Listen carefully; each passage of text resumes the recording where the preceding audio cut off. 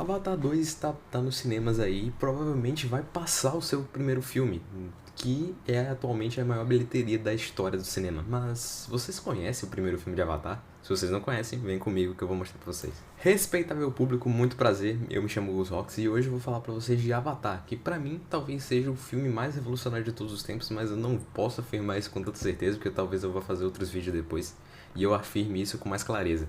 Mas Avatar talvez seja um dos filmes mais revolucionários dentre todos, porque ele colocava filas e mais filas no cinema, tipo, papo de você precisar de semanas pra você marcar, pra você conseguir assistir o filme, porque era filas e filas quilométricas. E tipo, pra você parar pra pensar que era numa época que a internet não era tão forte assim, era mais sobre o boca a boca, né? Então, isso é realmente incrível pra um filme daquela época, sabe? É ter atingido tanta essa magnitude que Avatar conseguiu chegar. Mas afinal, Avatar é realmente um bom filme? Se pra sendo bem sincero pra vocês, mas talvez em termos muito mais técnicos, talvez não seja tanto. Porque o roteiro de Avatar, ele não é aquele roteiro que se propõe a ser algo muito, como eu posso dizer, revolucionário, né? O que Avatar se propõe a ser revolucionário, na verdade, é no seu CGI, na sua montagem de mundo, né? Na sua construção de universo.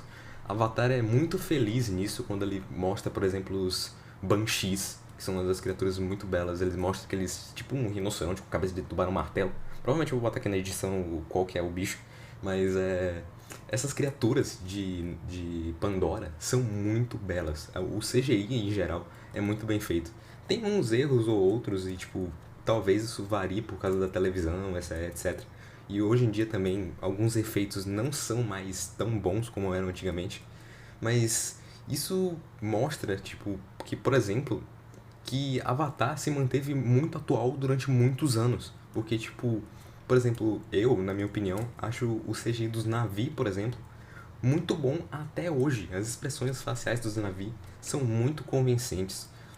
As criaturas são muito bem feitas, o ambiente, a ambientação, as árvores, as montanhas voadoras, né, que tem lá, as montanhas de Aleluia, se eu não me engano, que são, tem aquelas imagens fantásticas no céu, e eu acho isso fantástico. Que um filme de 2000 e poucos, eu não vou saber a data precisamente agora, mas eu vou lembrar depois, eu provavelmente vou botar aqui na edição, que esse filme tem essa magnitude, essa beleza toda, sendo um filme dos anos 2000, sabe? Que não tinha tanta essa tecnologia. E tipo, você parando pra pensar que hoje em dia tem filmes que tem um CGI tão ruim e que Avatar teve um CGI tão bom nos anos 2000, isso é realmente loucura, né? Loucura. Mas tirando a parte visual e indo pra parte do roteiro, Avatar é muito comparado com filmes como Dança com Lobos, O Último Samurai e Pocahontas. São esses três filmes compartilham de uma mesma estrutura, que é uma estrutura um pouco diferente da jornada do herói, né? Que é onde uma pessoa de outra cultura vai ajudar outra cultura que é meio subvalorizada, é discriminada e etc. E tipo, eles acabam unindo forças pra combater a cultura daquela pessoa que veio pra aquele reino. Não sei se ficou muito confuso, mas enfim, é basicamente isso, essa estrutura. E Avatar, ele segue mais ou menos essa estrutura. É um roteiro simples. E Avatar não se propõe a ser um filme muito revolucionário em quesitos de roteiro e etc. Eu sou o pica da galáxia aqui no roteiro e pá.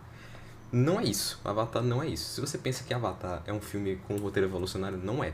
Talvez ele traga algumas discussões e algumas interpretações que cabe a você ter, né? Por exemplo, eu vou falar daqui a pouco sobre algumas interpretações que eu tive do filme, mas não é um roteiro muito bem trabalhado. Por exemplo, os personagens secundários desse filme são dá com pau, tá ligado? Mas tipo, tem um bocado, mas você não se importa com ninguém. Tipo assim, se morrer, por exemplo, eu não vou dar muitos spoilers, mas tem alguns personagens que morrem no final do filme.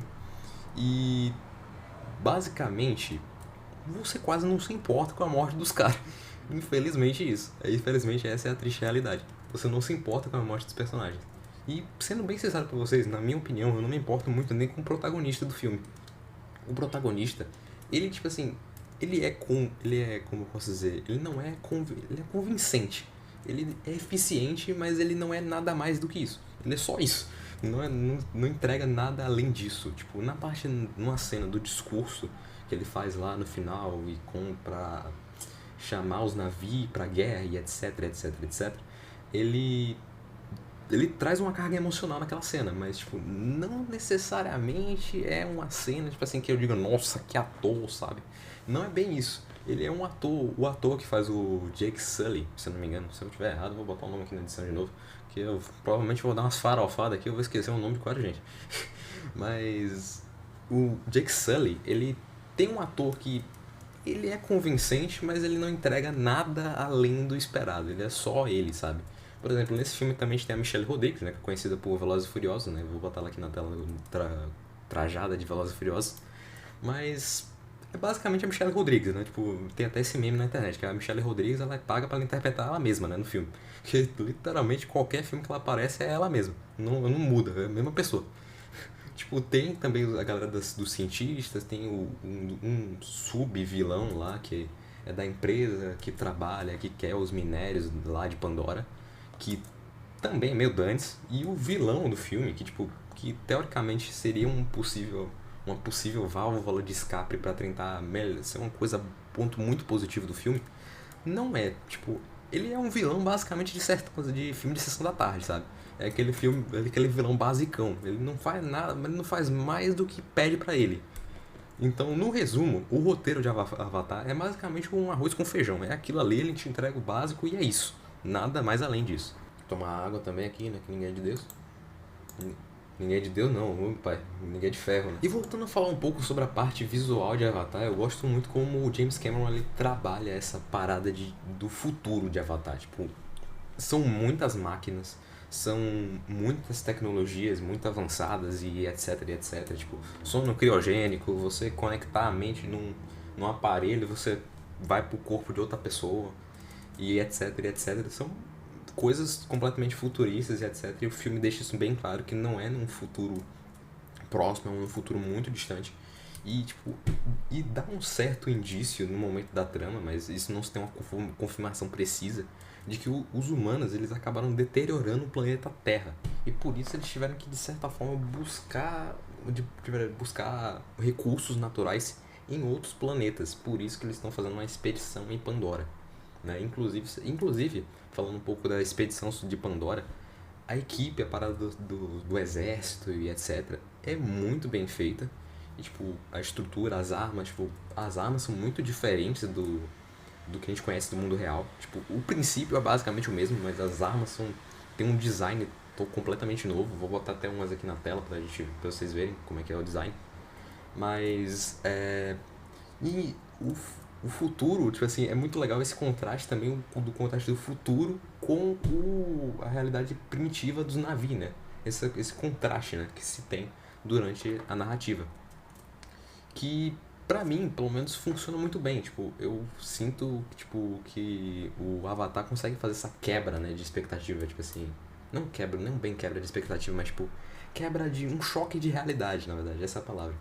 Que entre os navios e a realidade dos humanos. Tipo, o Jake ele é basicamente esse personagem orelha, né? Pra mostrar pra gente como é a realidade dos navios, né? Ele mostra pra gente como é a realidade dos humanos naquele período e também nos mostra a realidade dos navios naquele período, que é muito interessante a gente parar pra analisar. E falando um pouco sobre algumas das possíveis metáforas que o primeiro Avatar tem, uma das metáforas que eu consegui alcançar, pelo menos eu tive essa percepção, foi a metáfora entre o cientificismo, o ceticismo e a coisa religiosa, né?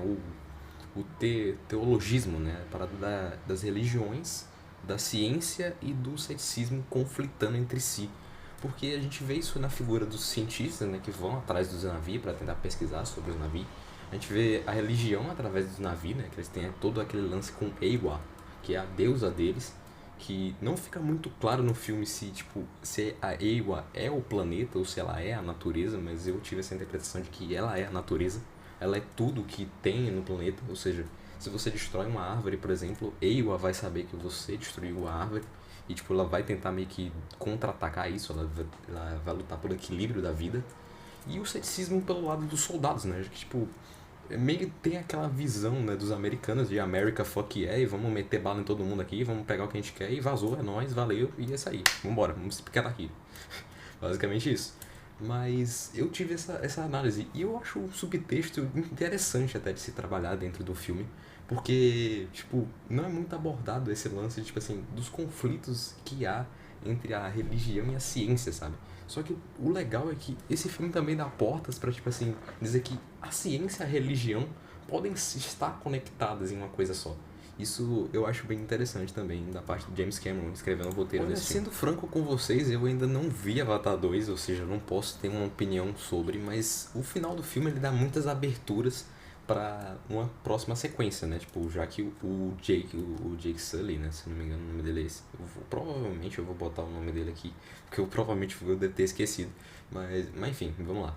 Tipo, dá uma abertura, já que ele troca de corpo, né? O corpo dele humano, a consciência dele passa pro corpo dele de navio, ou seja, provavelmente agora ele se tornou definitivamente um navio, ele se tornou um nativo, né? Após a batalha final, onde eles vão lá, eles domesticam aquele grande Banshee, que eu esqueci o nome especificamente, mas eu provavelmente vou botar o nome aqui na edição, o nome dele especificamente.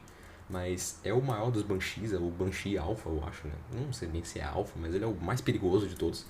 E que, inclusive, é até interessante isso, né? Que tem uma parada da cultura dos navios, em que o tataravô, se eu não me engano, da, do par romântico do protagonista, ela fala que aquele ser foi domesticado pelo tataravô dela. E, tipo, foi com ele, através dele, que o avô dela conseguiu pacificar entre todas as tribos de Na'vi, né? Já que no filme também mostra que não existe só uma tribo de Na'vi, né? Existem várias tribos de Na'vi. E aqui o Jake entrou é talvez uma das maiores tribos de Na'vi, provavelmente. Não tenho certeza. Isso aqui é uma informação que eu tirei agora. Mas é bem interessante também como eles abordam a parada da religião. Por exemplo, a cena em que eles tentam reviver a cientista. Eu acho aquela parada espetacular, aquele show de luzes que tem, tipo, e os gritos emanando de fundo. E, inclusive, aquilo é uma certa referência às culturas de matriz africana, né? As religiões de matriz africana, né? Tipo, nos cultos onde eles têm as encarnações, às vezes, né? Eu posso estar falando besteira, não sei exatamente, mas eu lembrei levemente dessa inspiração, né? Das culturas africanas. E realmente você percebe que os navios são muito inspirados na cultura africana, né? Os lances dos dreads, as pinturas, lembram muito as pinturas de tribos das tribos do continente africano. E eu acho isso muito interessante, essa parada que eles pegaram de trazer essa cultura africana para Pandora, né?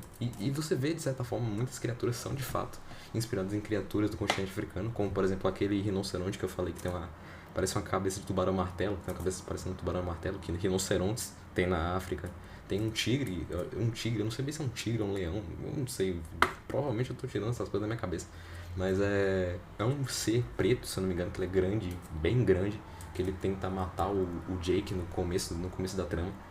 E também tem aqueles pequenos lobinhos que me lembram um pouco as hienas, né? Também me lembram um pouco. Os Banshees eu não tenho certeza a inspiração, mas se eu fosse chutar, eles me lembram bastante os Quetzalcoatlus, né? Eles me lembram aqueles grandes répteis, não são dinossauros, né? São grandes répteis voadores, né? Que já existiram há muitos anos atrás, que eu não tenho certeza exatamente se eles existiram no continente africano. Mas eu vou dar uma pesquisada nisso depois pra ter certeza. Mas no geral é isso, gente. Eu espero que vocês tenham gostado da minha análise de Avatar. Eu confesso que eu ainda não sou profissional ainda, mas eu vou tentar melhorando aos poucos. E eu agradeço a compreensão de vocês. E eu espero que vocês fiquem comigo nessa jornada para que a gente possa melhorar cada vez mais. E é isso, senhoras e respeitável público, o Mágico tá se despedindo. Valeu, é nóis.